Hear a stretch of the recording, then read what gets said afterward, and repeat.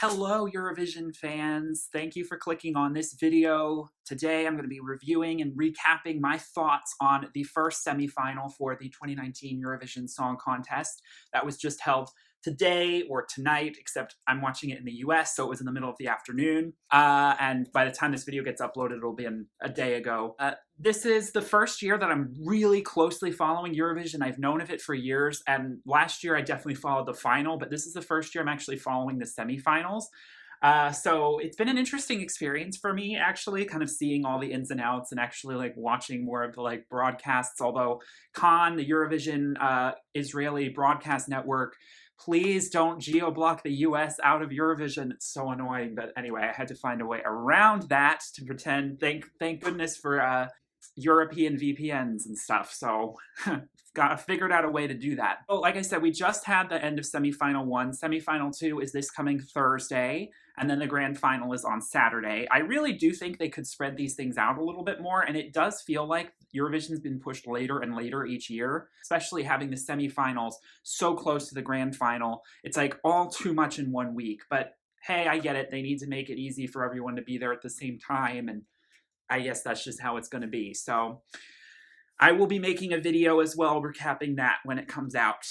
So I just came down from like a bit of a heightened kind of frustration peak here, because watching the semifinal, particularly the end results, which shows us who are the first 10 acts to qualify for the final. Now, if anyone's new to Eurovision, there's this weird rule that the 5 Eurovision countries plus the 6th Eurovision host country, which this year is Israel, the 5 big countries that participate the most money, that give the most money into Eurovision each year, automatically go to the final, which is on Saturday. So the UK, Spain, France, Italy, Spain, and then the host country, which this year is Israel, all automatically qualify, which, controversy aside, that is just what it is. I must admit, I really don't like that rule. I really think it allows really mediocre entries to have this extra chance that other countries could desperately use, but it is what it is. But I do think it's fair that the host country gets to automatically go through. I don't have a problem with that. I just think that same 5 countries every year, maybe it could be the top 5 countries from the previous year automatically qualify, just so that it gives different countries more chances, because I mean, that could still be unfair, I get that, but it's just the same countries. I don't know. I don't think it makes them want to try as hard, because they think, oh, I'm already automatically in the final. So, there's not so much of a hunger there, possibly. I don't know. I mean, it doesn't mean they don't necessarily always give bad songs, but tends to be the case. So it is what it is. So let's talk about the performances. Let's talk about the result. I'm just going to try and process here. A lot to talk about, but I'm going to try not to spend too long harping on some things. We opened the show with the winner from last year, Netta Barzilai, performing her hit Toy. It starts out with this beautiful little montage of her as a little girl. It's not really her, obviously, but someone playing her, and she is singing the song as just a kid on stage. I thought that was like a really cute, touching moment. To show how she's transformed from being, insecure to blossoming in this person who's going to give 0 FUCKs, if you know what I mean, really embodying the concept and idea of that track. Again, I have mixed feelings about the song itself. I mean, I don't hate it. I don't necessarily love it. I don't know if it necessarily deserved to win last year, but that's a whole other conversation. But I'm certainly not upset about it. And, okay, so we had 17 acts compete in semifinal 1. And so we opened up the show with Cyprus, Tamta, who is actually Georgian. I didn't realize that. But she does have some ties to Greece as well. And then she's performing for Cyprus. But hey, Cyprus is a small country, so they kind of have to get what they can get, right? And she did exactly how I expected she would. And surprise, surprise, she qualified. I'm not surprised that Cyprus qualified. It was pretty much a surefire bet. I think it was one of the most surefire bet qualifiers for semifinal 1 by the bookies. I don't think anyone was surprised. I don't know if it's quite as strong as Fuego. If you've seen my videos where I rank all of the 41 Eurovision songs this year, which I will link in the description, I put Cyprus in the middle pack. I didn't have it at like the top 10 category. I had it at like place number like 15 or something.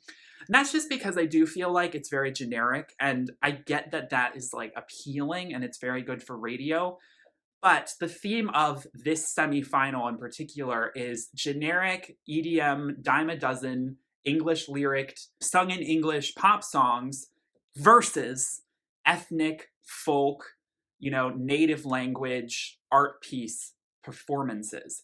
And those two, unfortunately, are really pushed head to head in this semifinal. And unfortunately, the right side doesn't always win. The semifinal story is that superficial good looks and a catchy beat and a catchy chorus will unfortunately win over votes over something that's more provocative, that's more unconventional, that's more artistic, that makes people think, that's sung in the native language. Yeah, it's a depressing story. But it doesn't always go that way. But with the qualifiers this year, there were a lot of big major ooh, and then there was one that was so shocking. But anyway, the next performance was Montenegro. Now, I think another one that everyone was so certain on was that Montenegro was not going to qualify. If anyone was certain that Cyprus was, almost everyone else was certain Montenegro was not. And you know what? I actually don't hate Montenegro's song. Again, I had it in the middle of the pack. But I actually don't think it deserves quite the hate that it's getting, especially when they revamped it. I think it's a fun song. They are the largest group. They're a group of 5 who are trying to really hold it together, but the staging was really tore them apart. I mean, there was no cohesion whatsoever. There wasn't even really much in the way of any thematic storytelling going on stage. Very little prop use, very poor costuming. Everything just felt very haphazard and unprofessional. And it was a real shame because as soon as I saw the staging and the rehearsals, I knew that they were done for. And I think they all have talented voices, and I think they all have the talent to possibly go off and do great solo things. I bet we'll see a bunch of them representing Montenegro as solo acts in the future. But as that duo, D-Mall, yeah, that just wasn't going to work. Not to mention the song did sound pretty dated.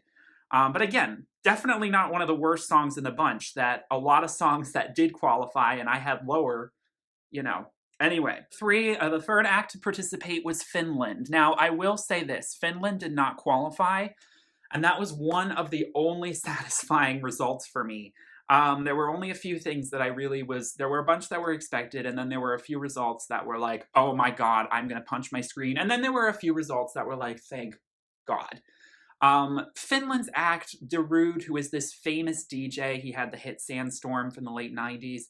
Look, it was a cute attempt, but it was very derivative, and it really just didn't go anywhere sonically. I had it in my bottom 5 or bottom 6, I can't remember, for when I write rankings, and I'm not surprised this song did not qualify, even though I could have seen it doing so.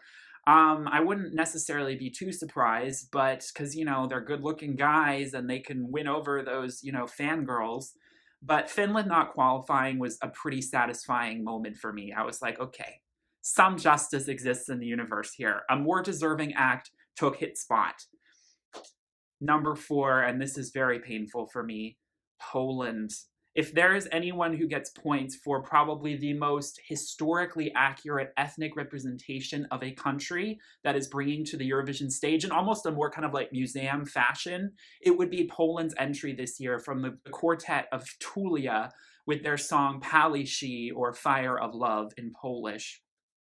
It's a white noise ethnic song, and it is just entrancingly unique. It's very, very, very uniquely Polish. They're wearing traditional Polish costumes.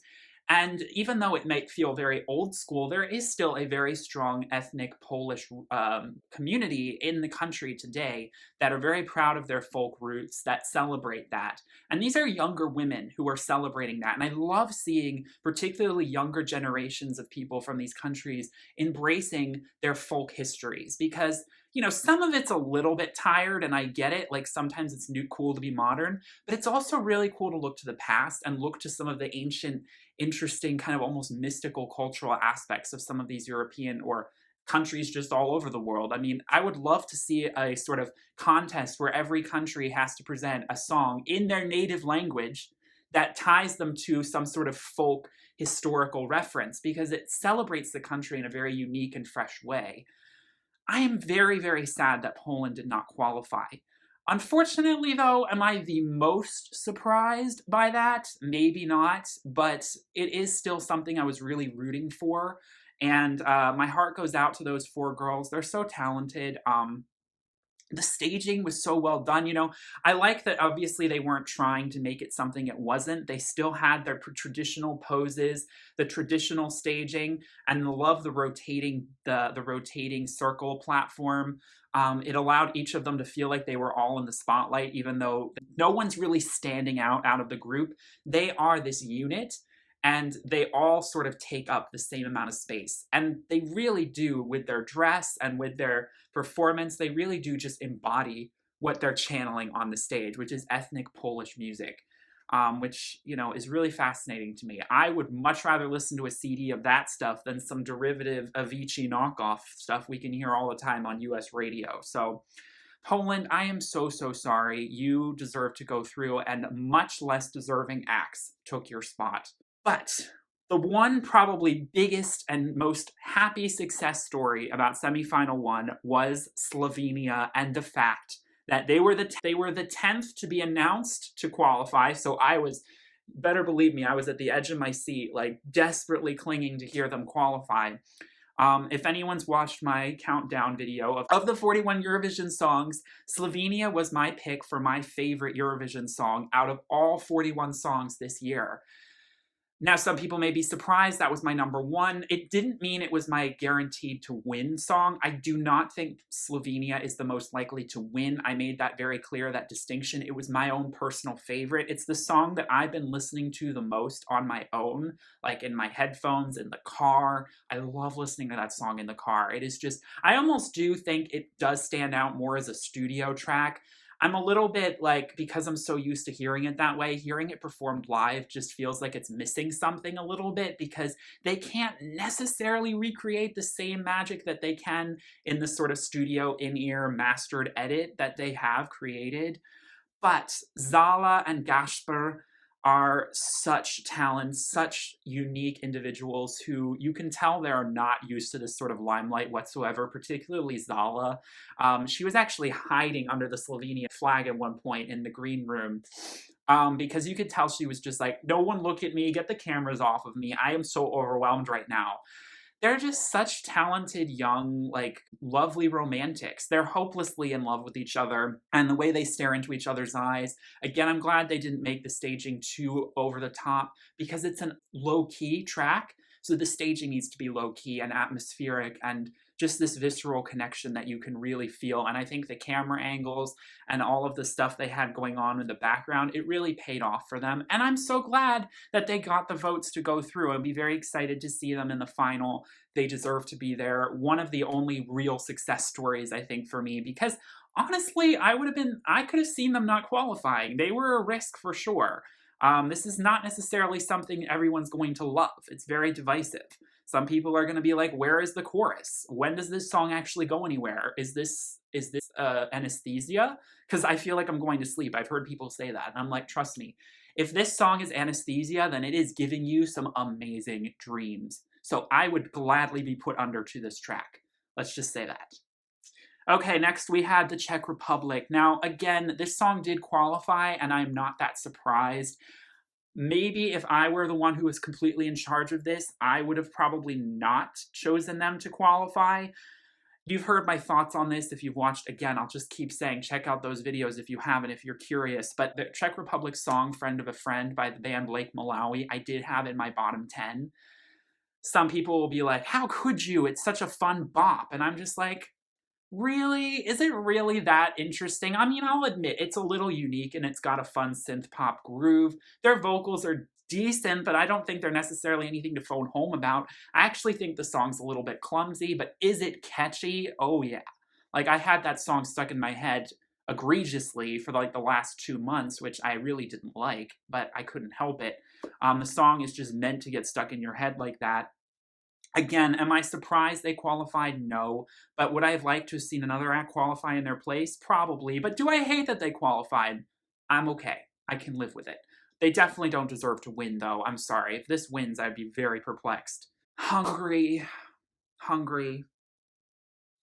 Azenapam, Song for My Father, by Josie Papai. This is the ultimate lamentation. the feel of this track is just so heartstring tugging. The fact that it did not qualify was a true crime. A lot of people were putting money on this one going through. It is a little bit of a risk, but I think it could have definitely paid off. Now, some people think maybe it was the staging that really tripped him up. It was very simple staging. You know, there was just this sort of gold lighting around him and the gold shower of like sparks, which I thought was very well done, in my opinion, well executed. And I liked that there was that sort of like tree that grew underneath him of gold lights.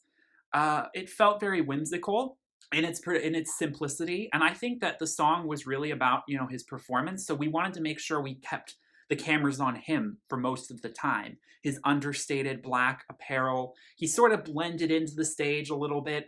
I can see how it might have not been so memorable for a lot of people watching at home or seeing the song for the first time, but I've grown to love this track.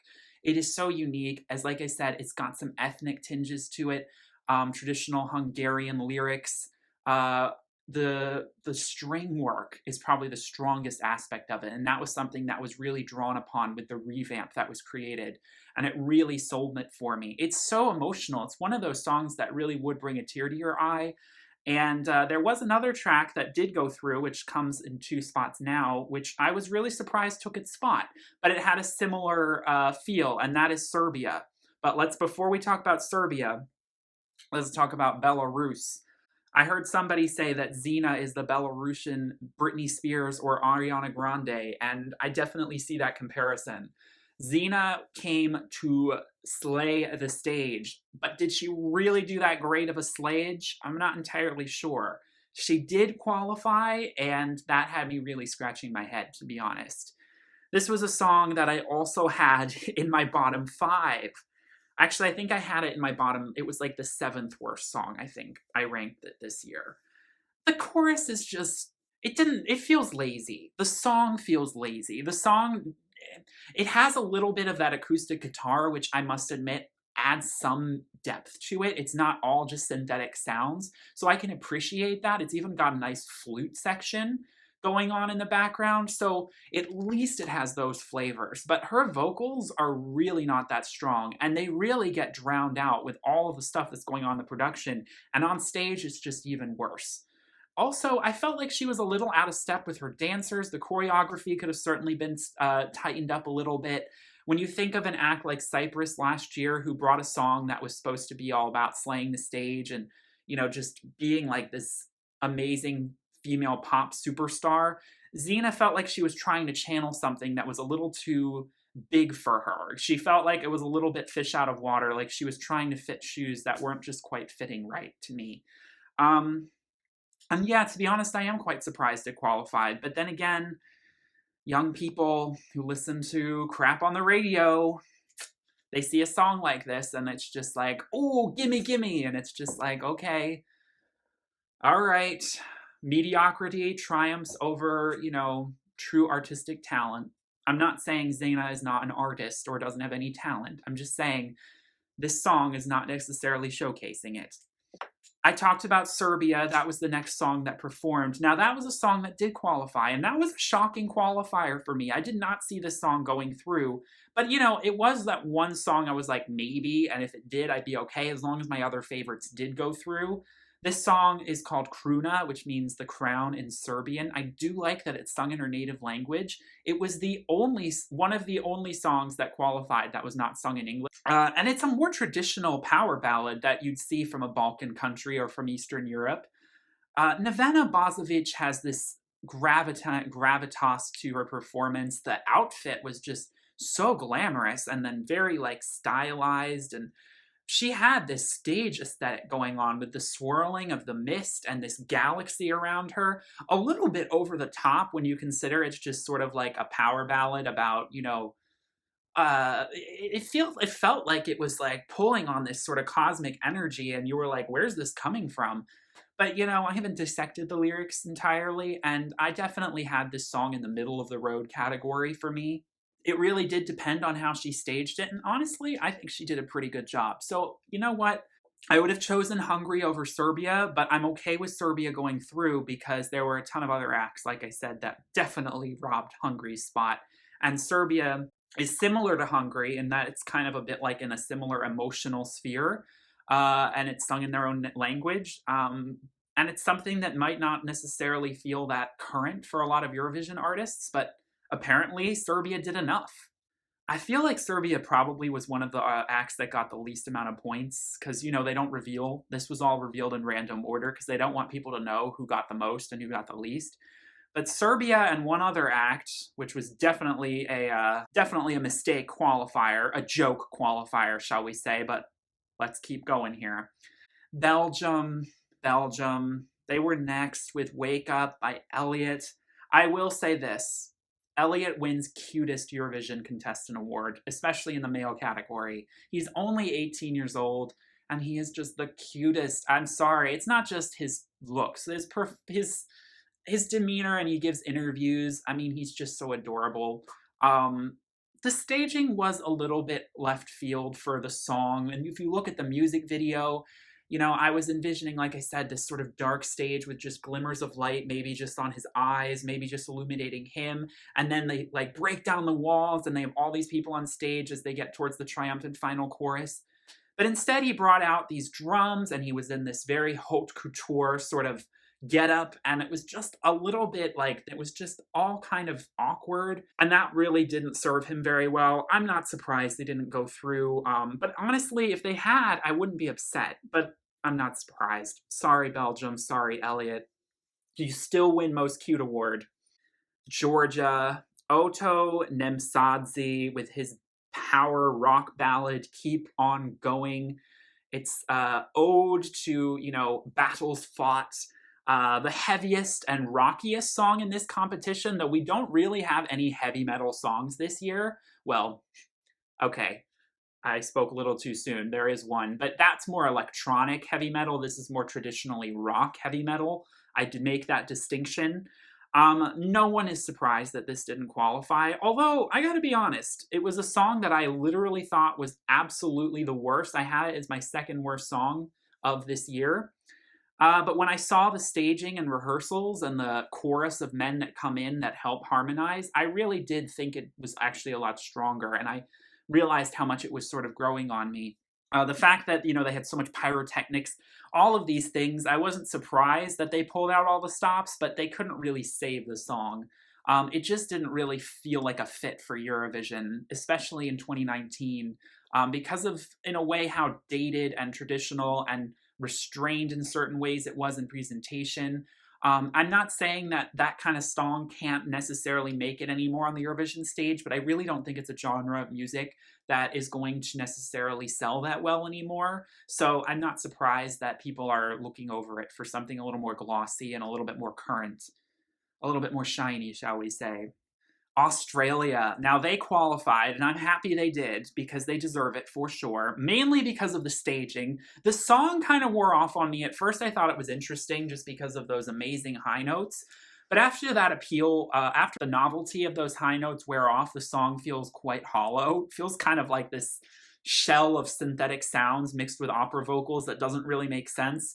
But all of that aside, Kate Miller-Heidke really sells it with the staging. The fact that they are really giving off the illusion of floating in space and going in zero gravity, and the backers and the it's like a pogo stick, but you don't bounce. You just sway back and forth. God, how terrifying must that be? I mean, what's really holding them in? Like, I'm really amazed by the behind the scenes work that went into getting that illusion pulled off, because it is so well executed on stage, on the TV screen in particular, because they had the camera angles, making sure everything was hidden that was supposed to be hidden. It really gave off the illusion of them floating in the middle of the galaxy. Kate really sold that performance. And on the actual, like, level of, like, taking the stage to the next level, they win for ingenuity, for stage ingenuity, for sure. Okay, so Iceland.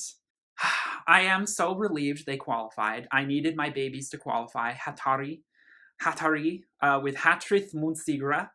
Hatred Will Prevail, the BDSM industrial electronic heavy metal song that everyone either loves or hates.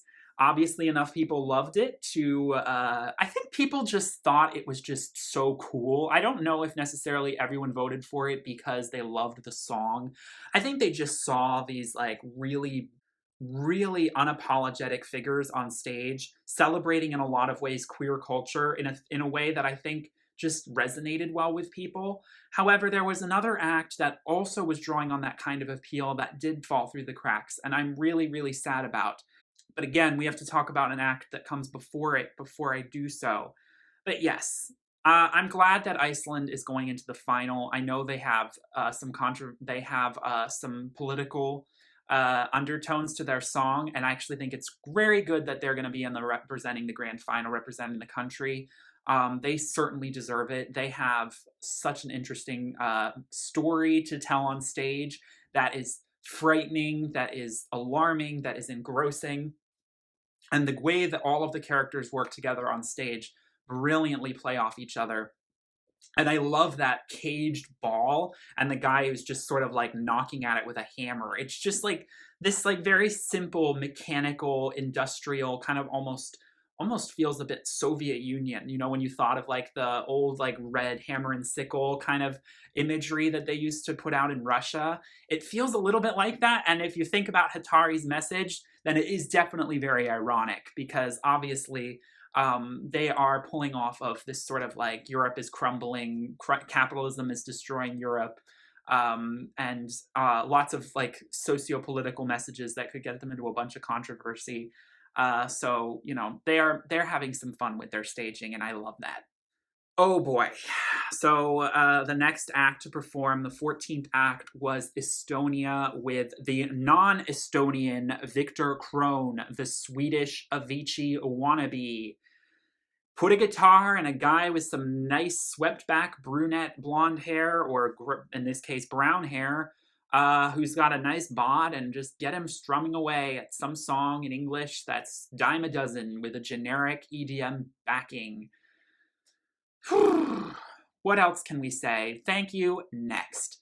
I was so livid about Estilal and how so many amazing acts, particularly one act in particular, Sandra Normsalu, got overlooked for a guy who's singing such a generic pop song that is so basic, so bland, so vanilla. And the fact that this qualified. A moment of silence for real artistry, please. To all of the acts who brought something special and unique, who got second placed to artists who just literally phone in their choruses, who literally just phone in their stage presence by strumming a guitar and not doing anything interesting, who rely almost 100% on their good looks instead of their innate talent and artistic vision. A moment of silence for all of those acts who didn't make it through, or who did, but are probably still going to come behind in the grand final and act like this. Estonia going through has me really concerned about how well it might do in the grand final. I do not want to see this song anywhere near the top 10 on Saturday night, but at this point, I'm almost half expecting it to be in the top 10. Maybe even the top 5, which would make me so livid.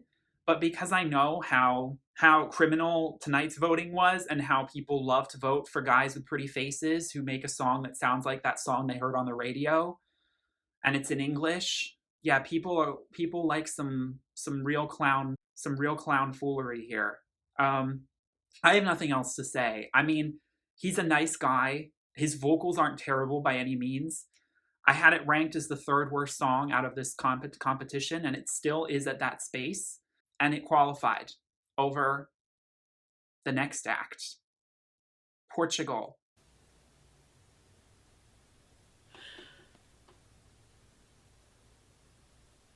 Girl,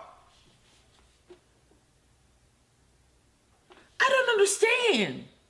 Portugal. Conan, Osiris, Telemovish, Conan, and his dancer. I'm so sorry. Eurovision wasn't ready for you. Europe was not ready for your slayage, for your next level delivery of art and performance. Some people thought his vocals were a little bit off.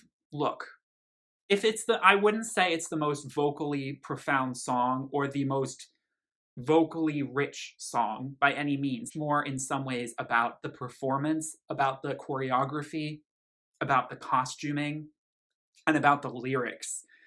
But people just didn't get it. No one really knows the Portuguese translations. No one really quite got the funky dance moves, the offbeat syncopation, the emotional delivery. And, you know, I think in some ways, maybe I'm not so surprised it didn't qualify, but I guess I just didn't have back of my head because of Salvador Sobral 2 years ago.